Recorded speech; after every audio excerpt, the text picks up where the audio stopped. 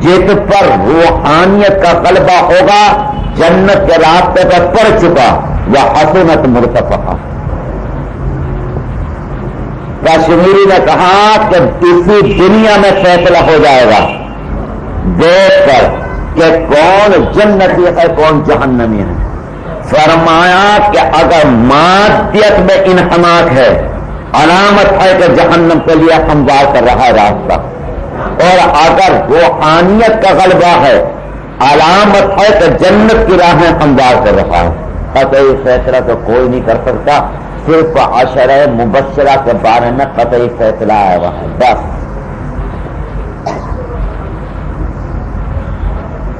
تو پوچھا حضرت محسن صاحب نے بھئی کیا دیکھا؟ حضرت سب کچھ دیکھ لیا.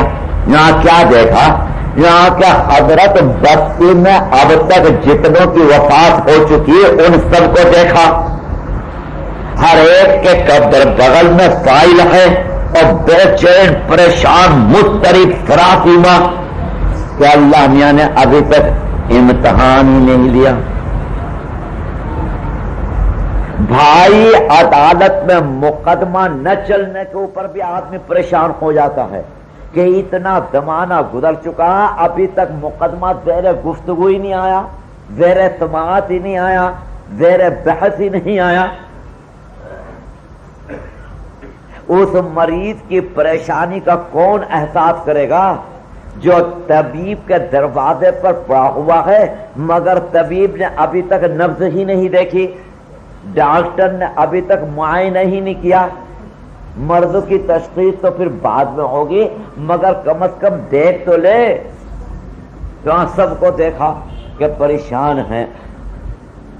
یہاں کے ایک صاحب مجھے دنیا میں مشورہ دیتے تھے، تاجر میری بستی کے، کہ میاں سود دبا کے لو بینک سے، انٹرسٹ، مولویوں کے چکر میں نہ جانا کہ یہ حرام یہ حلال یہ حرام یہ حلال یہ جائز یہ ناجائز، تم خوب دبا کے لینا انٹرسٹ. یہاں کہ وہ ملے انہوں نے کہا کہ صرف اسی مشورے پر پکڑا ہوا ہوں ابھی تک نجات نہیں ہوئی.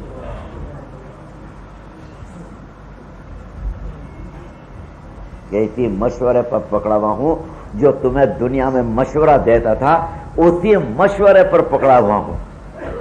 یہاں کے بستی میں ایک صاحب تھے، ان کے سب بچے بہت ہی دانا، بڑے کارآمد، اپنے باپ کی محنتوں میں شریک، بلکہ محنتوں سے اپنے کاروبار کو بہت آگے لے گئے. ایک بچہ ذرا بیچارہ باولا تھا تو گھر والے بھی اسے ہر وقت اٹھتے بیٹھتے پاگل پاگل پاگل. اب وہ پاگل جب گھر ہی میں شروع ہو گیا تو وہ سڑکوں پہ بھی نکل کر آ گیا، جہاں سے وہ گزرے گزرتے کے ساتھ ہی پاگل آ رہا پاگل جا رہا. یہاں کے ماں باپ اور سب لڑکے ابھی انتظار میں ہیں اور وہ پاگل جنت میں جا بھی چکا. یہ بھی دیکھا، یہ بھی دیکھا، یہ بھی دیکھا وہاں پر کہ سب ابھی پڑے ہوئے ہیں، الجھے ہوئے ہیں، بڑے بڑے عقل مند. تو پاگل کو دیکھا کہ وہ جنت میں جا بھی چکا ہے. تو بھائی عقل سے اگر کام چلتا تو یہ دنیا کے اندر کوئی شخص پر بھی ایمان سے محروم نہ رہتا.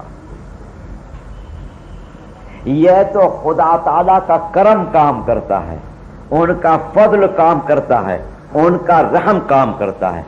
اچھا عقل بھی ٹھوکر کھا جاتی ہے، عقل کی حفاظت کے لیے بھی ایک چیز ضروری ہے، جو اس کی حفاظت و پاسبانی کرے عقل کی، خود عقل کو ٹھوکر نہ کھانے دے، وہ دین ہے. وہ کیا ہے؟ دین. جہاں عقل آ کر کام بیکار اور لغو کرنا شروع کرتی ہے دین بچاتا ہے. پھر دین اور عقل کے بعد تجربہ. تجربہ سب سے بڑی چیز ہے. مولویوں پڑھا ہے یاد کے نہیں ہے، سلیل مجرب ولا تسأل الحکیم. تجربے کار سے پوچھنا، دانا سے مت پوچھنا.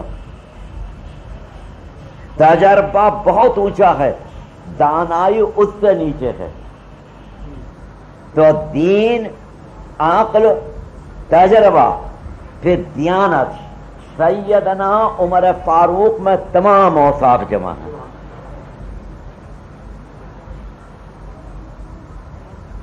دین میں بے نظیر اور بے مثال ہیں. سہیل کیا پڑھ رہے ہو؟ کچھ پڑھ رہے ہو؟ ورنہ میں تو سوچ رہا تھا کہ تقریب 5 منٹ کر کے بھاگ جاؤں. تم کھنچوا رہے ہو.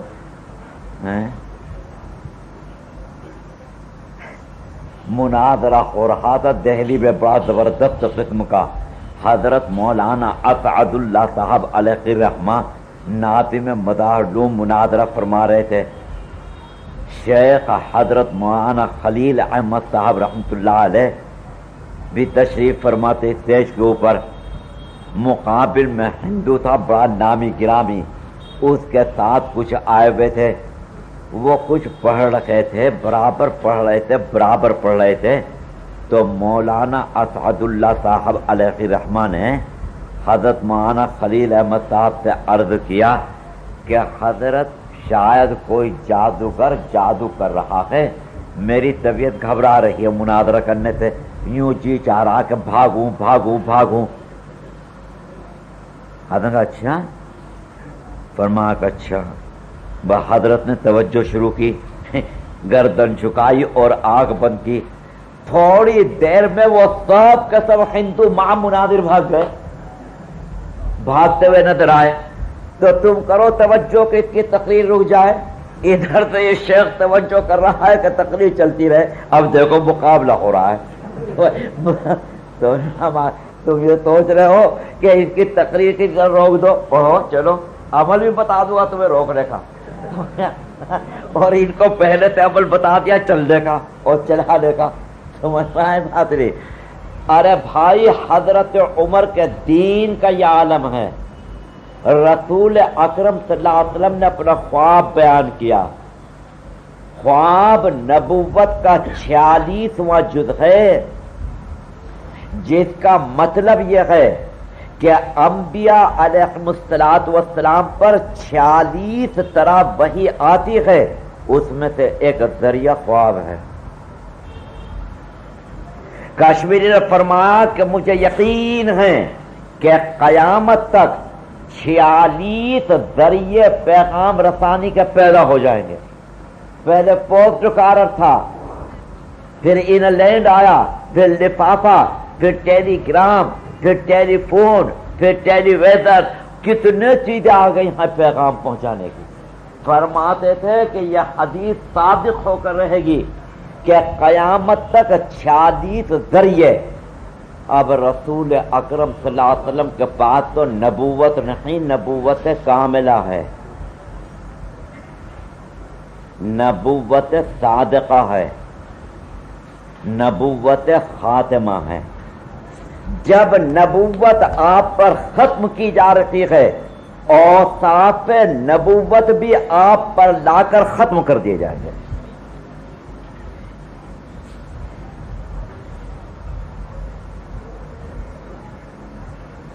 اپنی انتہا کو پہنچا دیے جائیں گے. حضور کے خواب کے بارے میں کیا خیال ہے؟ ابن سیرین مشہور معبر نے لکھا، جو ابو ہریرہ اور حضرت انس رضی اللہ عنہما کے شاگرد خاص ہیں، اور تعبیر خواب میں انہیں کہا جاتا ہے یوسف ہذہ الامہ. یہ اس وجہ سے کہ سابق انبیاء میں جو اپنے اپنے فنوں میں حاذق گزرے ہیں، امت محمدیہ کے عام امتی بھی انہی فنون کے اندر حذاقت کے درجے میں پہنچا دیے گئے، تاکہ امت محمدیہ کی خصوصیات باقی امتوں کے سامنے مقابلے میں سامنے آ جائے.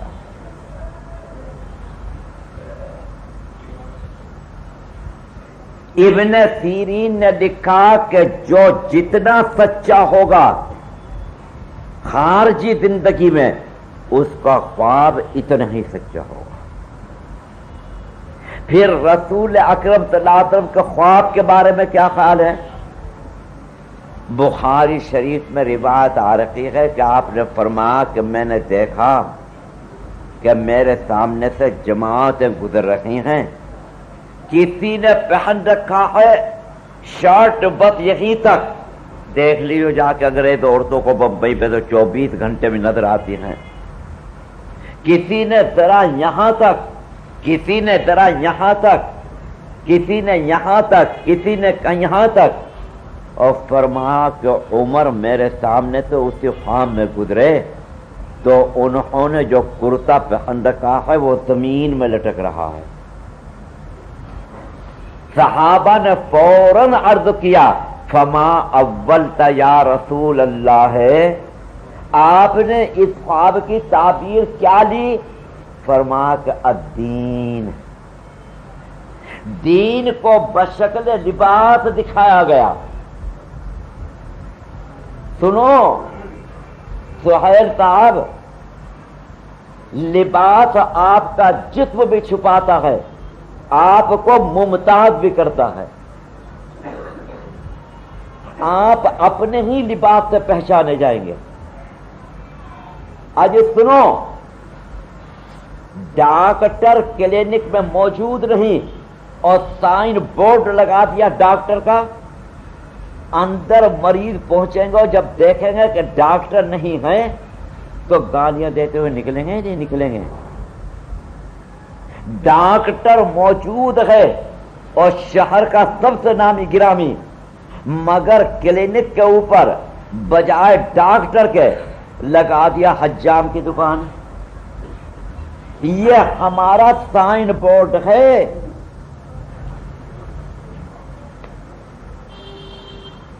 یہ ہمارا ظاہر جو ہے یہ ہمارا سائن بورڈ ہے جو ہمارا تعارف کراتا ہے۔ اچھا، اگر سائن بورڈ لگا لیا اور اندر اسلامی خوبو نہیں ہے تو وہ جو ایک بیکار نے اپنے یہاں پر سائن بورڈ لگا لیا تھا ڈاکٹر کا اور اندر کچھ بھی نہیں تھا، کیا وہ نتیجہ نکلا تھا؟ یہ ہمارا ذریعہ تعارف ہے، یہ سائن بورڈ جو ہے یہ ہمارا ذریعہ تعارف ہے۔ سائن بورڈ جو آپ نے لگایا حاذق الاطباء جالینوں سے وقت بو علی سمانہ، اندر جو بیٹھا ہوا ہے وہ ان اوصاف کا واقعی حامل بھی ہونا چاہیے۔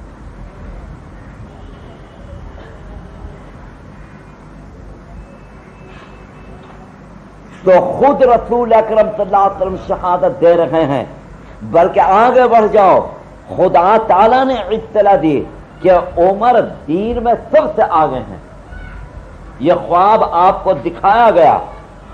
اب سہیل کے ذہن میں ایک اشکال پیدا ہوگا کہ بھئی ابو بکر صدیق کہاں گئے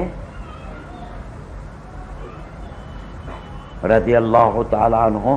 امت کا تو عقیدہ ہے کہ حضور صلی اللہ علیہ وسلم کے بعد سب سے زیادہ ممتاز شخصیت سیدنا ابو بکر صدیق ہیں۔ مگر یاد رکھیو، ایک سہیل مجموعے صفات ہیں اور ایک یہ ہے کہ کسی دوسرے میں کوئی ایک خصوصیت آ گئی، 10 خصوصیتیں آ گئیں، 50 خصوصیتیں آ گئیں۔ ابو بکر مجموعے صفات ہیں، سیدنا عمر بڑھ گئے ہیں ایک جز کے اندر، مگر اجزاء فیصلے کے وقت میں تمام اجزاء کو سامنے رکھا جاتا ہے، ایک جز کو سامنے نہیں رکھا جاتا، فیصلہ ادھر ہی جائے گا حضرت ابو بکر صدیق کے امتیاز کی جانب۔ اب دیکھیے، عمر کے پاس دین بھی آ گیا بس شہادت رسول اکرم صلی اللہ علیہ وسلم، عقل کامل و مکمل، تجربہ انتہا کو پہنچا ہوا، اور بھائی اس کے ساتھ ساتھ حضرت کو سب صفات عطا ہوئی، حضرت کی باتوں میں بڑی جان ہوگی۔ احمق کیا آپ کو رہنمائی دے دے گا، بے دین آپ کو کیا رہنمائی دے دے گا؟ بلا تجربہ والا آپ کو کیا رہنمائی دے دے گا؟ بچہ ہے بڑا باشعور، بڑا ذہین، بڑا ذکی، مگر ابھی تجربوں سے نہیں گزرا، وہ آپ کو کیا مشورے دے دے گا؟ کہنے والے نے کہا ہے بسیار سفر باید کرد تا پخت شود خامی، بہت دنیا میں سفر کرنے پڑیں گے۔ بمبئی میں آ کے گھبرا گئے، گھر کو چھوڑنا پڑے گا، گھر سے نکلنا پڑے گا، جب ہی تجربات حاصل ہوں گے۔ ماں کی گود میں اور باپ کے سایہ شفقت میں کبھی دنیا نہیں حاصل ہوگی، تجربے کرنا پڑیں گے۔ صوفیہ نے کہا بسیار سفر باید کر تا پختہ شود خامی، بڑے سفر کرنا پڑیں گے، بڑے مراحل و منزلیں طے کرنا ہوں گی، پھر جا کر آپ کی خامیاں دور ہوں گی۔ اب سمجھ میں آیا آپ کے ساری تقریر کا حاصل کہ حضرت عمر کا جو قول کل سنایا تھا آپ کو مقولہ، وہ میرا اور آپ کا نہیں بلکہ بڑی جاندار شخصیت کا، جس کے پاس دین بھی ہے، جس کے پاس عقل بھی ہے، جس کے پاس تجربہ بھی ہے، جس کے پاس سیاست بھی ہے، جس کے پاس فراست بھی ہے، جس کے پاس امانت بھی ہے، سب چیزوں کا مجموعہ، ان کے مقولے میں بڑی جان ہوگی۔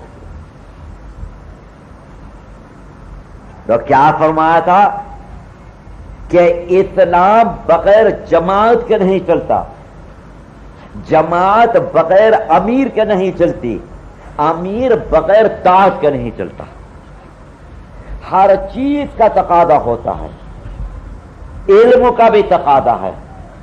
اتنا ہی کر لو مولویوں، ظالموں، عظلموں، حرام اور حلال کے اندر تمیز پیدا ہو جائے، کر گیا علم اپنا کام۔ جواز اور عدم جواز، اچھے اور برے کی تمیز، ہر ایک بایزید بستامی نہیں بنے گا، جنید بغدادی نہیں بنے گا، عبد القادر جیلانی نہیں بنے گا، معین الدین اجمیری نہیں بنے گا۔ ہاں اتنا تو کر لو، حرام اور حلال کی تمیز، جائز اور ناجائز ہونے کا احساس، اچھے اور برے، خیر اور شر کا پورا پورا امتیاز ہو گیا تھا۔ اوہو یہ بہت خطرناک معلوم رام ہوئی۔ میرے استاد حضرت شیخ الادب رحمۃ اللہ علیہ فرماتے تھے کہ اگر زمانے طالب علمی میں نیکی کا غلبہ ہو گیا، علامت ہے کہ علم خدا تعالیٰ کے یہاں قبول ہے، مقبول ہے۔ اور فرماتے تھے کہ پڑھنے کے بعد اگر قائد بغدادی بھی پڑھانے کے لیے مل گیا، علامت ہے کہ اللہ کے ہاں علم مقبول ہو چکا۔ جو مردود ہوتا ہے وہ اس کو کبھی بھی دین کی خدمت اور علم کی خدمت کا موقع نہیں نہ تھا۔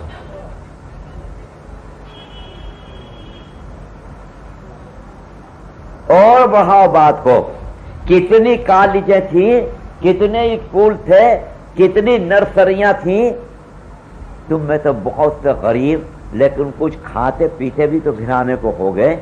تمہارے والدین تمہیں نرسری میں، اسکول میں اور کالج میں بھیج سکتے تھے، تمہیں مدرسوں میں کیوں بھیج دیا؟ اوہو مدرسوں کا مزاج جانتے ہو، کھا کھا کے پل رہے ہو۔ دارالعلوم دیوبند میں جب طلبہ کی تعداد بڑھ گئی تو حضرت گنگوئی سے درخواست بار بار، آج حضرت مطبخ کھولنے کی اجازت دے دیجیے، آج حضرت مطبخ کھولنے کی اجازت دے دیجیے۔ شہر والے کہاں تک برداشت کریں گے؟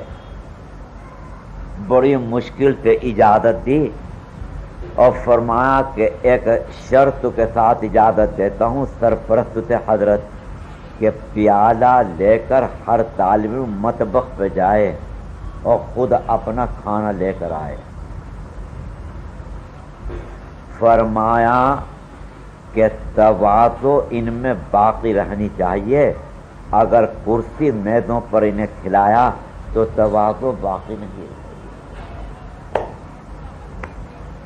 دیکھا میرے اکابر کو، یہ میرے اکابر تھے، تمہارے اکابر نہیں تھے۔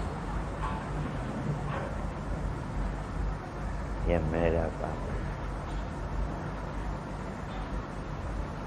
ایک دن خانقاہ میں سبق پڑھا رہے تھے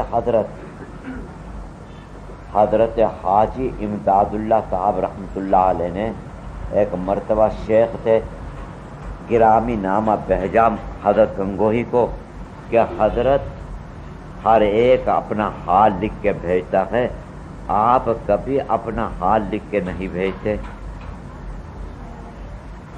تو حضرت گنگوہی نے جواب میں لکھا کہ حضرت میں کیا حال لکھوں، مرزا لکھیں گے ان کا کچھ حال ہے، وہ صاحب حال ہے، وہ لکھیں گے، میں کیا حال لکھوں. فرمایا کہ جب آپ کا حکم ہے تو تعمیل کے طور پر لکھ رہا ہوں. سب سے پہلی بات تو یہ ہے کہ میں بخاری شریف پڑھا رہا ہوں اور چند طلبہ مجھ سے پڑھ کر فارغ ہو کر اپنے اپنے علاقوں میں حدیث پڑھا رہے ہیں. اسے اپنی سب سے بڑی سعادت سمجھتا ہوں. جاؤ مولویو یونیورسٹیاں تلاش کرو، جاؤ کہ ہم پروفیسر ہو جائیں. دیکھا حضرت فرما رہے ہیں کہ چند طلبہ مجھ سے پڑھ کر فارغ ہو گئے اور اپنے علاقوں میں حدیث کا درس دے رہے ہیں. سب سے بڑی اپنی سعادت یہ سمجھتا ہوں کہ اللہ تعالیٰ نے حدیث کی خدمت کی توفیق عطا فرمائی، قبول بھی فرما لیا. کچھ شاگرد تیار ہو کر نکل گئے. اوفو، شاہ جہاں بیگم والیہ بھوپال نے دے درخواست پہ درخواست، دے درخواست پہ درخواست، خط پہ خط، حضرت بیعت کر لیجئے، حضرت خدا کے واسطے بیعت کر لیجئے، حضرت خدا کے واسطے بیعت کر لیجئے. آخری خط میں حضرت نے لکھا کہ 3 شرائط کے ساتھ بیعت کرتا ہوں. مجھے کبھی بھوپال نہ بلانا، آپ خود گنگو کبھی نہ آئیں، مجھے ہدیہ کبھی کوئی نہ بھیجنا. اولئک آبائی فجئنی بمثلہم، یہ ہیں میرے آبا و اجداد، ان کی نظیر اللہ، یہ ہیں میرے آبا و اجداد. آج گھیرتے پھرتے ہیں مریدوں کو، گھیرتے پھرتے ہیں، بلکہ گھیرنے والے بھی چھوڑ رکھے ہیں گرگے. حضرت حاجی رحمۃ اللہ علیہ فرماتے تھے گرگے، فرماتے تھے گرگے، وہ بھی چھوڑ رکھے ہیں. ایک میرا یہ جد امجد ہے، ہمارا قدوہ ہے، اسوہ ہے. فرما رہے ہیں کہ کبھی مجھے بھوپال نہ دعوت دینا، کبھی گنگو نہ آنا، کبھی مجھے کوئی ہدیہ نہ بھیجنا. اور پھر لکھا کہ بیعت کے لیے ضروری نہیں کہ آپ یہاں پر آ کر بیعت کریں، میں نے تحریراً آپ کی بیعت قبول کر لی. ایک طرف یہ عالم تھا اور دوسری طرف یہ عالم کہ باہر سبق پڑھا رہے تھے، چھپر پڑا ہوا تھا، اس کے باہر بخاری شریف کا سبق پڑھا رہے تھے. اچانک بارش برسنا شروع ہو گئی، تمام طلبہ چھپر میں بھاگے اپنی کتابیں لے لے کر. حضرت تمام طلبہ کے جوتے اٹھا رہے تھے.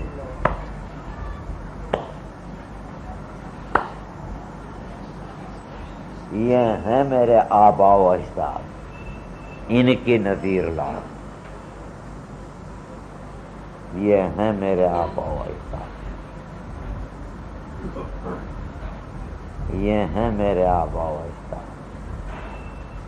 کشمیری بھی دارالعلوم سے فارغ ہونے کے بعد پھر جا کر حضرت گنگوہی کے یہاں پر پڑھا بخاری شریف اور ترمذی.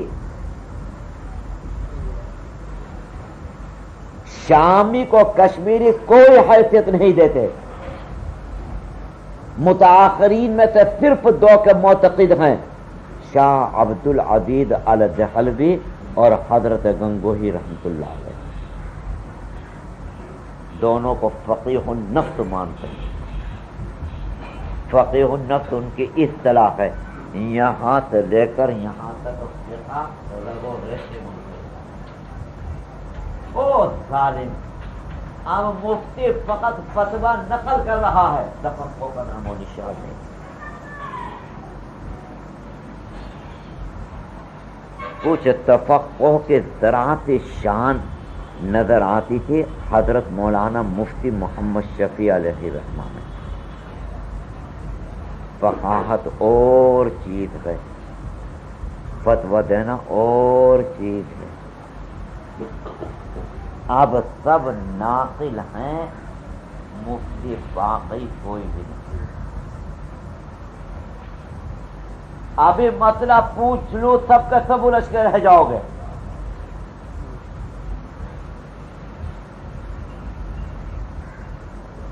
حل مشکلات کو ہی نہیں کر سکے گا.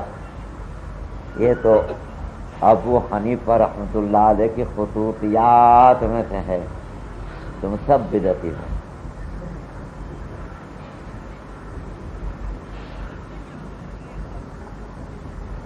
ابن ابی لیلہ ابو حنیفہ کے معاصر ہیں، اور خود فقیہ ہیں اور حکومت کی طرف سے سربراہ ہیں عدالت کے.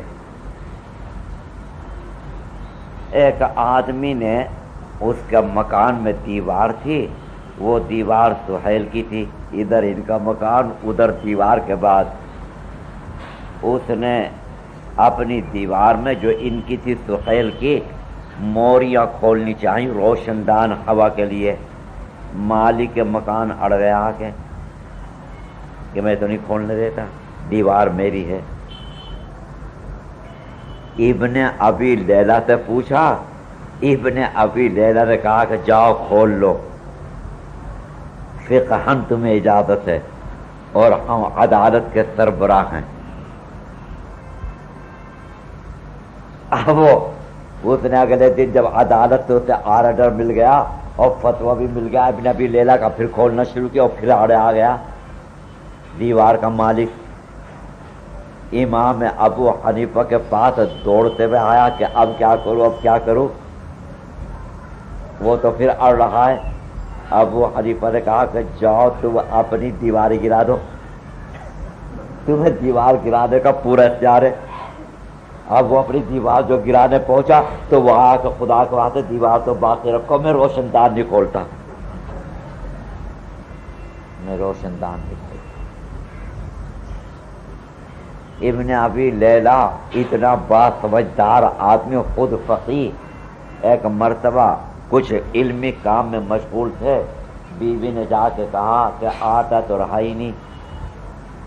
وہ بگڑ گئے، جوش آ گیا، ایک دم غصہ، اور کہا کہ آئندہ تو نے اگر گھر کی کوئی ضرورت مجھ سے بیان کی تو تیرے اوپر 3 طلاق.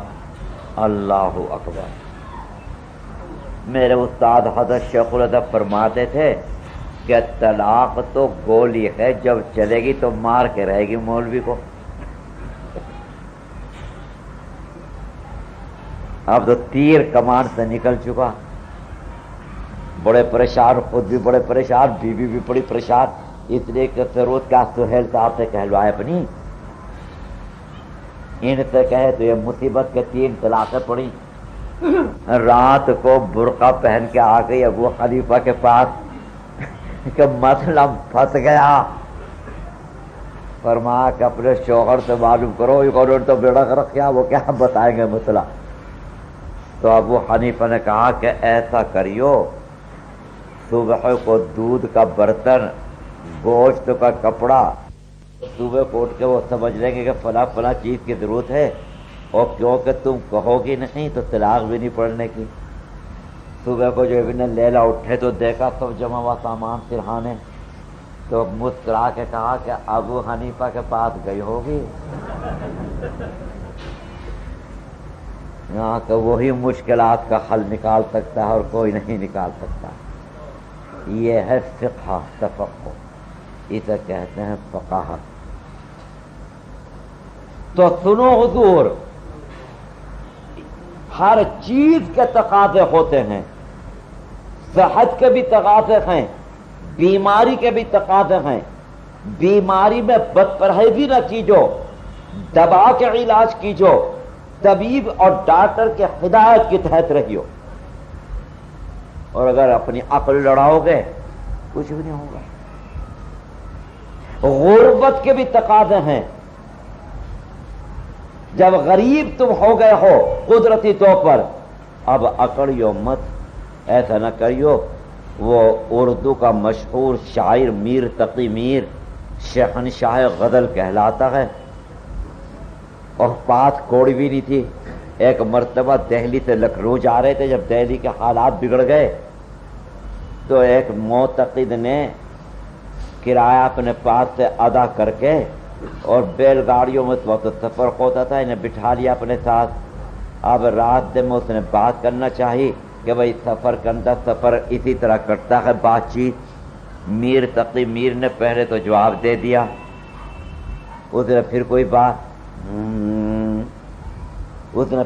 بات، اب میر بگڑ گئے، پریشانی کے اوپر شکنیں پڑ گئیں، اس نے پھر کوئی بات شروع کی اور زیادہ بگڑ گئے، اور یہ کہا کہ تم نے کرایہ ہی تو دیا ہے، لیکن تم میری زبان کو بھی خراب کرو گے کیا؟ تم سے بات کر کے میری زبان خراب ہو جائے گی۔ یہ فقیر متکبر، یہ فقیر ہے۔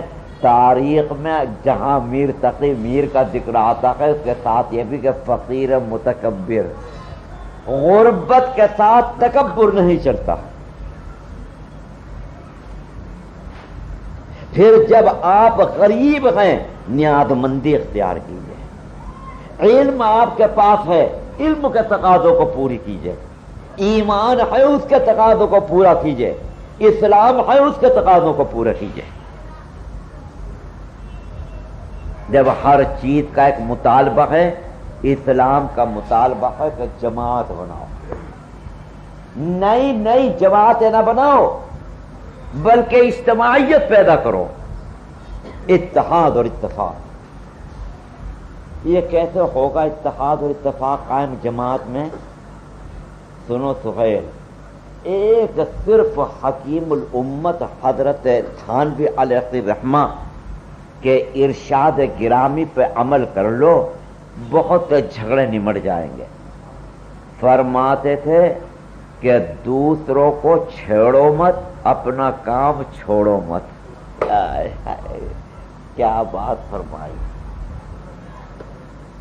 کہ دوسروں کو چھیڑو مت اور اپنا کام،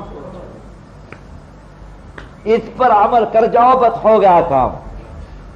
یہ چھیڑ چھاڑ جو ہے یہی بڑی خطرناک ہے غازی، اور چھیڑ چھاڑ سے متاثر ہو کر اپنا کام چھوڑ دینا یہ بزدلی ہے۔ دیکھو کیا باتیں بتا رہا ہوں، دیکھو کشمیری بڈھا تمہیں کیا کیا باتیں بتا رہا ہے۔ میں بوڑھا ہو چکا ہوں، تم کیا سمجھ رہے ہو کہ جوان ہے؟ 74 برس کی عمر ہے۔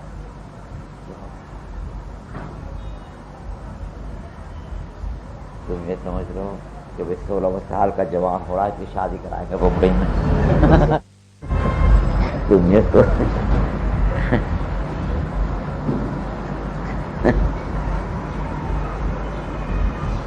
تو اللہ اکبر، میرے اکابر کی باتوں میں کتنی جان ہے۔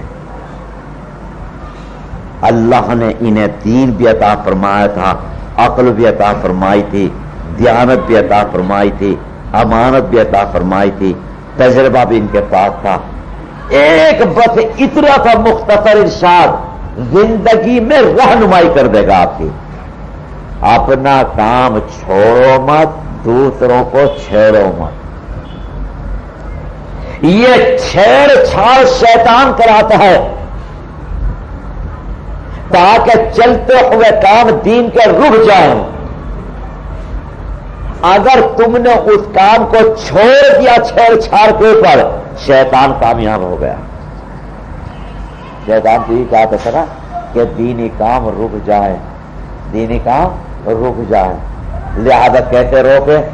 وہ کسی کو شیطان نے خواب میں دیکھا، شیطان کو کہ پڑا سو رہا، موجود دیکھو بڑا بھلا نہ کہیے مجھے، تو خواب میں دیکھنے والے نے کہا کہ بے ایمان یہ کیا کر رہا، تو तुझे तो जागने के लिए, जगाने के लिए शरारतों के पैदा किया गया, तू पढ़ के तो रहा है। तो कहना कि मेरा काम मौलवियों ने दे दिया मुझे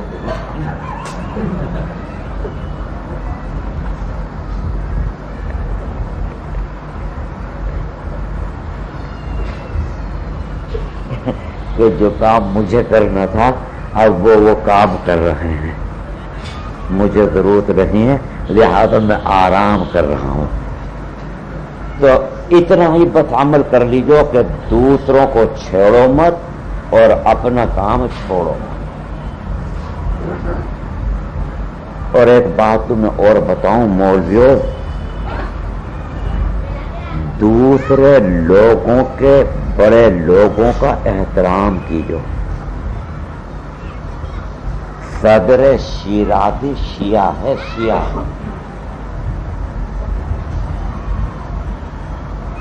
कश्मीरी ने सबक में फरमाया कि हक़ाइक़ को जितना सदर शिराज़ी समझा कोई नहीं समझा।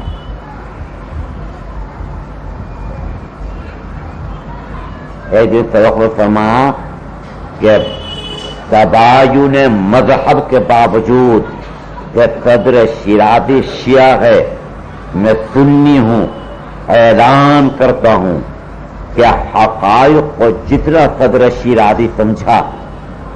एक हिंदुस्तान के बड़े इमाम का नाम लिया तो उन्हें तो हवा भी नहीं लगी।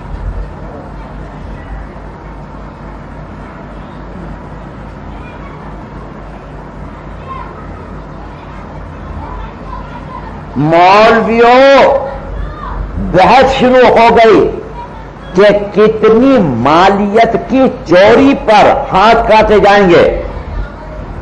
निसाब सरका, निसाब सरका।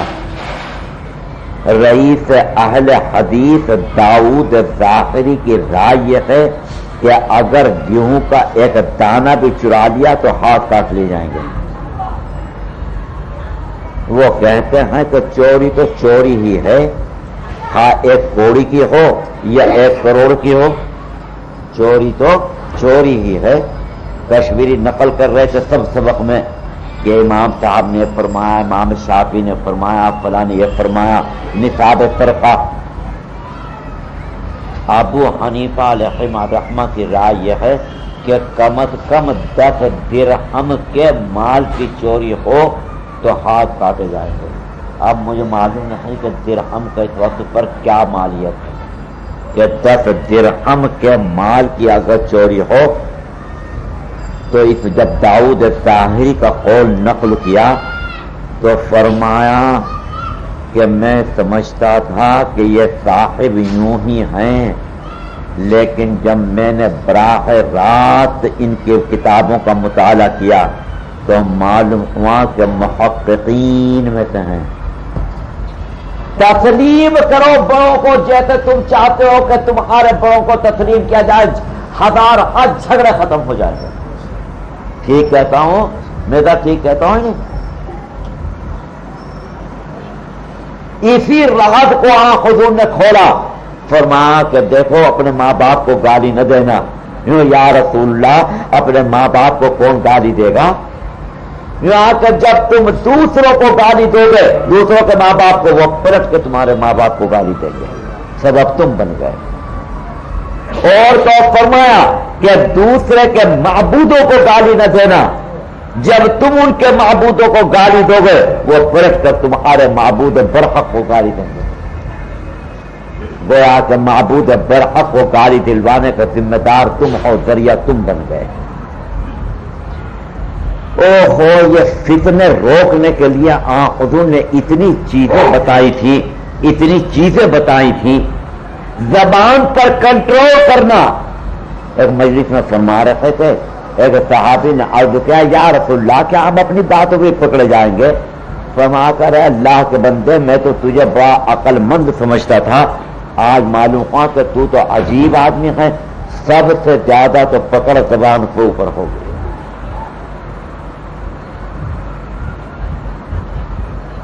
गीबत को रोक दिया था। ये सब चीजें फितरे का मूजिब बनती हैं। فتنے کے جتنے دروازے تھے حضور نے ایک ایک کر کے بند کر دیا تاکہ امت کا اتحاد نہ ٹوٹے. مگر بدقسمتی یہ کہ ہم نے اتحاد ہی پہ آرے چلا دیے, اسی پہ پیشے چلا دیے. اب اسلام جماعت کے بغیر نہیں چلے گا اور جماعت امیر کے بغیر. امیر میں اوصاف دیکھ لیجو پہلے.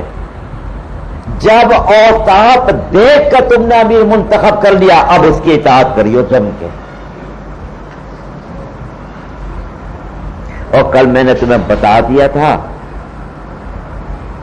کہ امیر شوہر بھی ہے گھر میں, امیر باپ بھی ہے گھر میں, امیر متولی بھی ہے مسجد میں, امیر مرشد بھی ہے خانقاہ میں, امیر محتمم بھی ہے مدرسے میں.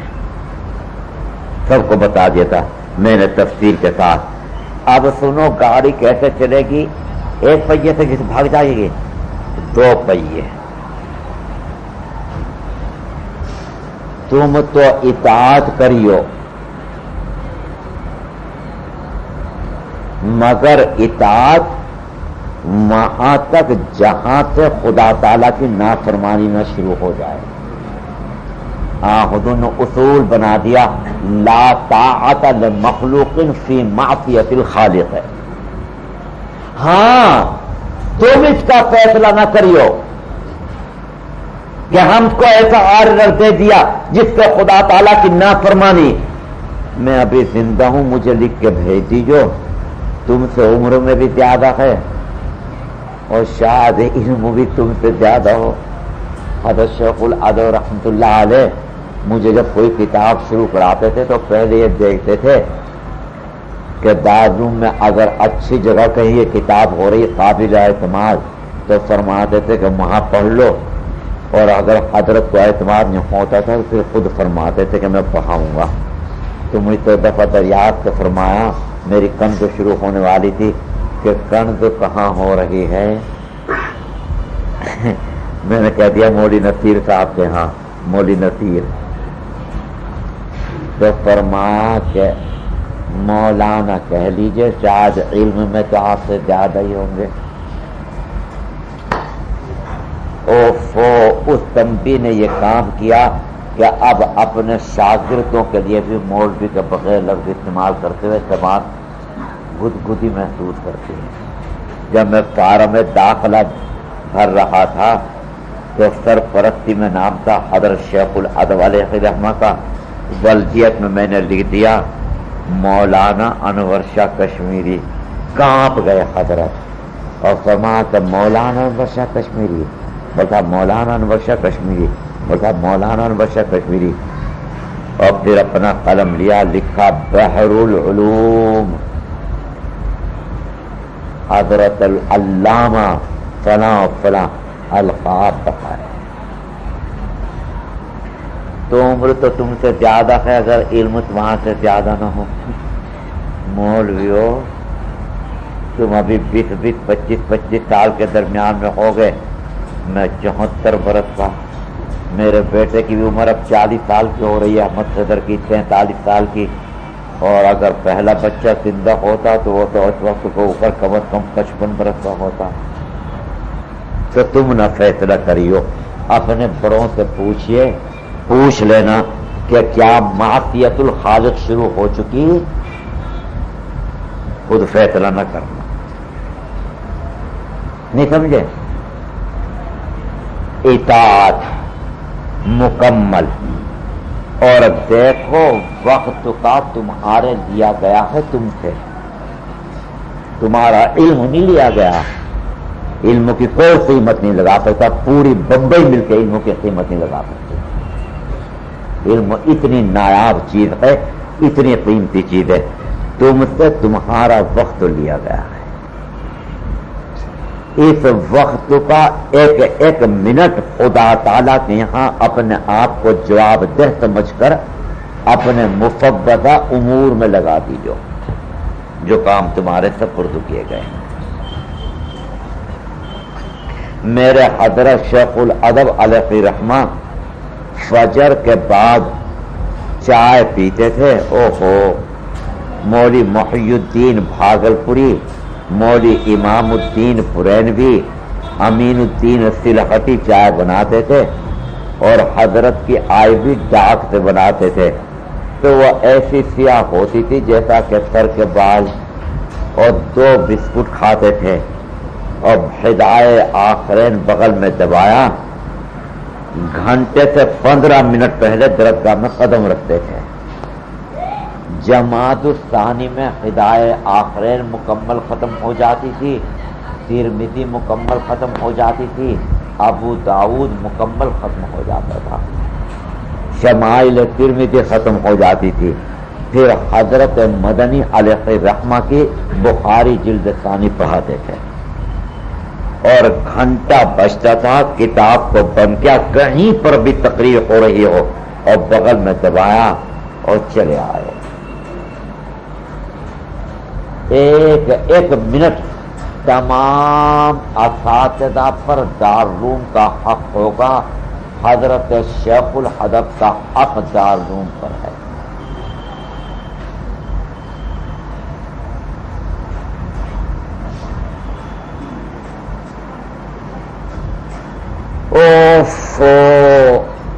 دوپہر میں بھی پڑھاتے تھے، مغرب کے بعد شمائل، وہاں تو تشریف لاتے تھے، ہمیں مفید الطالبین پڑھاتے تھے. اس کے بعد حافظ آ جاتے تھے، حفاظ کا قرآن سنتے تھے. کبھی کبھی بہت بھوک لگتی تھی تو 1-2 گلاس پانی کے پی لیا کرتے تھے. 11 بجے کے قریب گھر کھانا کھانے کے لیے جاتے تھے.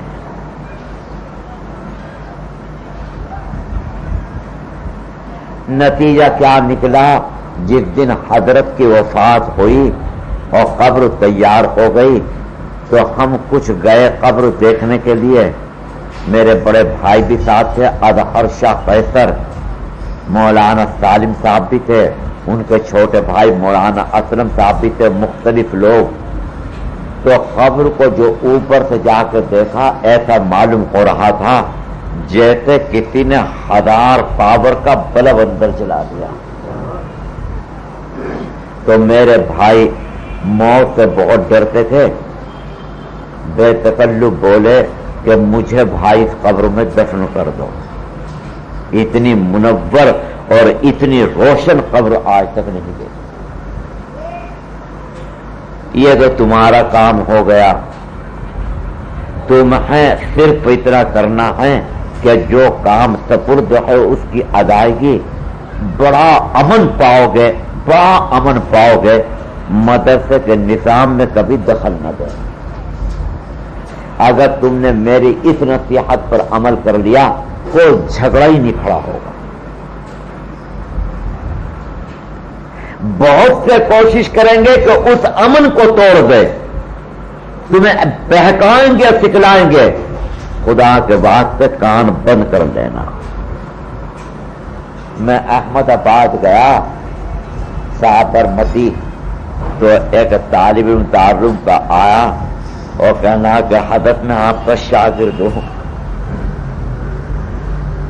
اور کہنا کہ میں اس وقت اوپر جیل میں سپورٹنٹ ہوں، چلیے آپ کو جیل دکھاؤں. میں نے کہا کہ اچھا اسی وجہ سے پڑھا تھا کہ میں جیل دکھاؤ گے. ہم نے کیا یہی قصور کیا تھا کہ تمہیں پڑھایا تھا کہ تم ہمیں جیل دکھاؤ.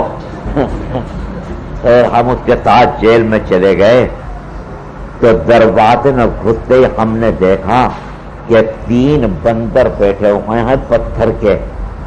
ایک نے اپنا ہاتھ یوں رکھ رکھا، ایک نے اپنے ہاتھ دونوں آنکھوں پر، ایک نے دونوں ہاتھ کانوں پر. تو میں نے کہا بھائی یہ کیا؟ یوں کہ یہ گاندھی جی کے گرو ہیں. گرو، میں نے کیا مطلب گرو ہونے کا؟ یہاں کے گاندھی جی ایک بندر سے تعلیم رہتے تھے کہ اپنی زبان بند رکھو. ایک بندر سے تعلیم لیتے تھے کہ اپنی آنکھ بند رکھو. ایک بندر سے تعلیم لیتے تھے کہ اپنا کان بند رکھو. او ظالموں، او ظالموں، سب سے زیادہ خطرناک چیز ہے زبان. کیا ہے؟ یہ جوڑ دے یہ توڑ دے. اللہ میاں نے اسے پہلے 32 دانتوں میں بند کیا، پھر اس کے بعد یہ صندوق کے در لگائے ڈھکنے. اسے اتنا بند کرنے کا مقصد یہی تھا کہ زبان پر کنٹرول کرنا.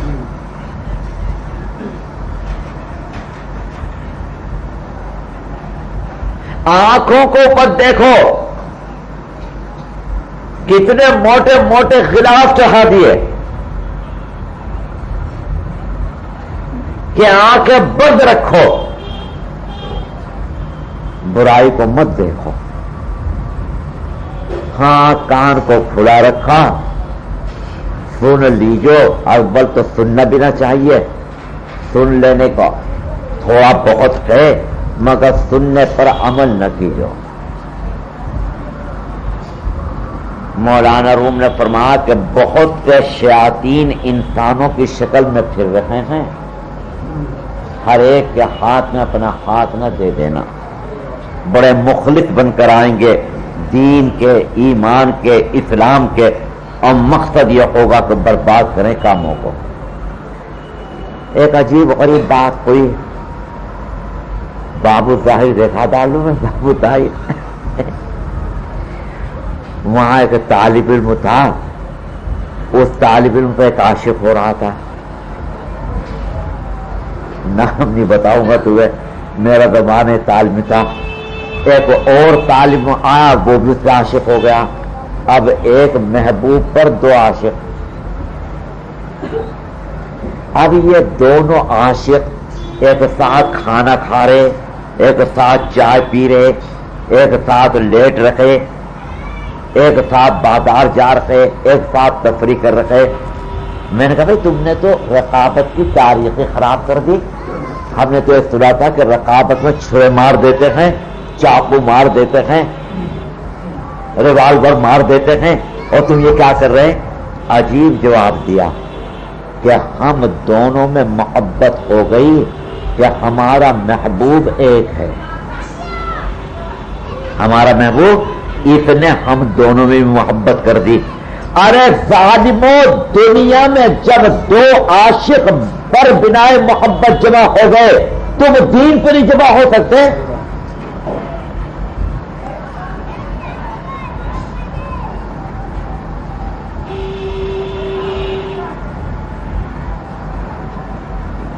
کہ ان کا بھی محبوب دین ہے، ہمارا بھی محبوب دین ہے. ان کا بھی محبوب مدرسہ ہے، ہمارا بھی مطلوب مدرسہ ہے. جمع ہو جاؤ. یہ مخالفت کیسی؟ ہاں ایک کام محتمم کو کرنا ہے، انہیں خدا تعالی نے اونچا کیا، وہ شفقتوں سے کام لیں. اپنی اولاد سمجھیں، طلبا کو بھی اور اساتذہ کو بھی. کوئی غلطی ہو تو تنبیہ کا حق، مگر کس طرح؟ ہمارے دارالعلوم کے محتم سے حضرت شاہ رفیع الدین صاحب امی محض دروازے میں، صدر دروازے میں کھٹولا ڈال کے تو پڑے رہتے تھے. اب استاد دیر میں آتے تھے، کوئی 5 منٹ کے بعد، کوئی 10 منٹ کے بعد، کوئی 15 منٹ کے بعد، کوئی 20 منٹ کے بعد، تو وہ کچھ نہیں فرماتے تھے. پھر تھوڑی دیر کے بعد ان کی درسگاہ میں جاتے اور کہتے کہ حضرت میں ناکارہ ہوں، میں بیکار ہوں، کسی کام کے قابل نہیں، آپ کو گھر کا سودا صرف لانے میں دیر ہو جاتی ہے، آپ کے گھر کی خدمت میں انجام دے دیا کروں گا، سودا صرف لا دیا کروں گا. بس وہ استاد خود شرمندہ ہو جاتا تھا اور آئندہ سے محتاط ہو جاتا تھا. تو شفقت آمیز نصیحت محبت کے ساتھ جیسے اپنے بچوں کو کرتے ہیں، اپنے بھائیوں کو کرتے ہیں، آپ کا معاملہ ٹھیک وہی ہونا چاہیے بچوں کے ساتھ اور اساتذہ کے ساتھ. کسی کوتاہی کے اوپر اگر تنبیہ کرنا ہو تو گڑ دے، گڑ نہ دے، گڑ جیسی بات ہی کر لیں. کیا بھائی گڑ نہ دے تو گڑ جیسی بات ہی، میٹھا انداز۔ حضرت موسیٰ اور حضرت ہارون کو جب بھیجا تھا فرعون کے پاس تو یہ فرمایا تھا قولا لہو قولا لینا، نرم بات کیجو، نرم بات کیجو۔ ہارون رشید کے ہاتھ پہنچ گیا، آواز دبا کے تقریر اور ڈانٹ اور ڈپٹ۔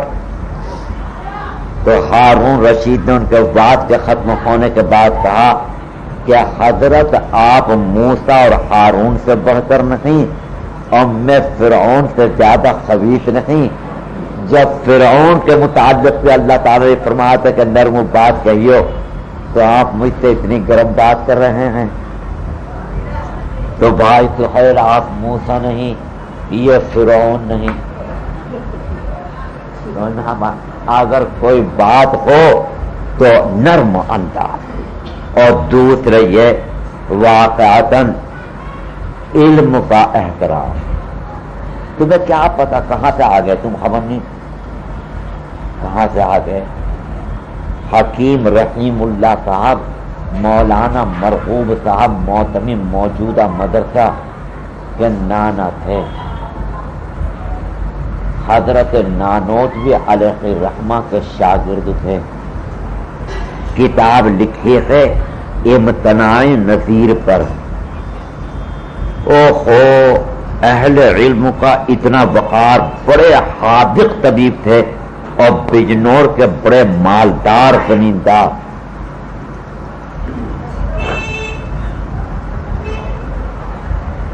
مولانا مشیت اللہ صاحب، مولانا مرغوب صاحب کے والد میرے والد کے شاگرد تھے۔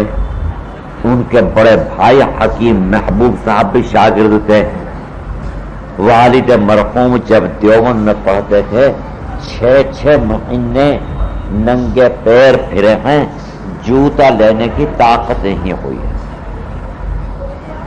فرماتے تھے کہ پیدل پھرتے پھرتے میرے تلوے خشک ہو گئے تھے، کانٹا اگر چبھتا تھا تو مجھے احساس نہیں ہوتا تھا۔ اس زمانے میں دارالعلوم میں بلکہ دیوبند ہی میں بجلی نہیں تھی، تو جمعرات کے دن تیل مانگنے نکلتے تھے والد مرحوم دکانوں پر۔ مولانا مشیت اللہ بھی ساتھ ہوتے تھے، مانگنے میں مدد دیتے تھے۔ تو مولانا مشیت اللہ نے انہیں بجنور کی دعوت دی والد مرحوم کو، اور وہاں بڑی زبردست تعریف کی، بڑی زبردست تعریف کے بڑے علامہ، بڑے قابل، بڑے فاضل۔ تو حکیم رحیم اللہ صاحب نے استقبال کے لیے اسٹیشن پر اپنا ایک خادم بھیجا اور ایک اپنی بگھی بھیجی۔ اس وقت رؤوسا کے یہاں پر کار تو ہوتی نہیں تھی، بگھی چلتی تھی، 2 گھوڑے۔ ندائے اسلام سی ڈی سینٹر آپ کی خدمت میں پیش کرتے ہیں قرأت کلام مجید، نعت سرور کونین صلی اللہ علیہ وسلم، منقبت، تقاریر، مشاعرے، ملک کے نامور شعراء کرام کا کلام ان کی اپنی آواز میں، مختلف علماء و اکابرین کرام کے اہم بیانات کی سی ڈیز ہمارے یہاں دستیاب ہے۔ ہمارا پتہ ہے ندائے اسلام سی ڈی سینٹر، تحت مکتبہ فیض سعید، نزد انور المدارس، Bano Nagar, Santosh Nagar, Hyderabad. Phone number note کیجیے 9408562551 یا 92478869